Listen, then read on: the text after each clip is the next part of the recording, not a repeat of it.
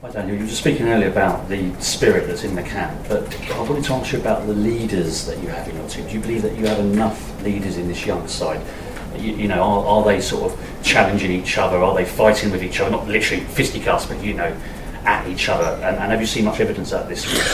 Yes, we spoke quite often about it, that we are fully aware that we have a pretty young side and we are not the finished end product. We are not Real Madrid, where each and every player has been involved in 400 battles, and it feels like it's more or less the last dance, and then there's another last dance, another last dance, another last dance, and they win each and every season. So we're not this team. So it's more like we have many players with lots of potential, and you're also fully convinced that the future belongs to us if we make sure that we are allowed to work further on with this young, talented, and also spirited players. And like I mentioned before, I don't want to swap one player with any other player. I don't want to swap my group at all. So I believe in this group. Yes, we're not the most experienced side. We are also then obviously sometimes it's a bit easier to play pragmatical if you have many experienced players within the squad. But first of all, we have a few that's definitely beneficial.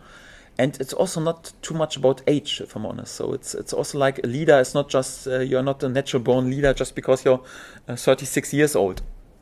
It's more like how you behave, that you show responsibility when you're on the pitch, that you want to have the ball under pressure.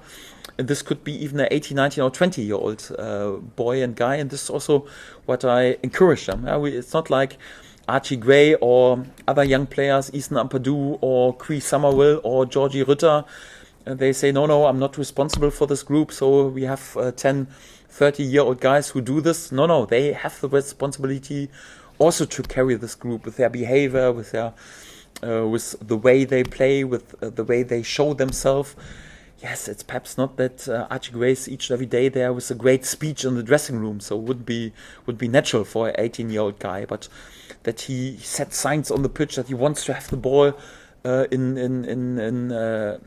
situations when he's under pressure. This is also what is quite important, and we do it in this way, and this definitely has also a chance. And also in football history, it was shown it's not like always the team with a highest age average wins each and every game, and sometimes even a young team can be quite successful, and this is what we want to repeat.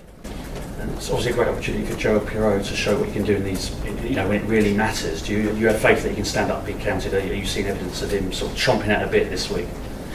I've always faith in Joel and totally believe in him, and I always back him, and I totally trust in him. I know that, especially once you are a striker, especially in such a big emotional club, you're always a bit under the spotlight. And once you score goals, it feels like you're better than Marco van Basten in his prime. It's the same as when Patrick Bamford scores; he's always in the spotlight. And when you have a period when you don't score for 3 or 4 games, it feels like everyone wants to retire him. And it's the same with Joel Piroe or with any other striker. So if you sign a contract for this club, you have to be fully aware.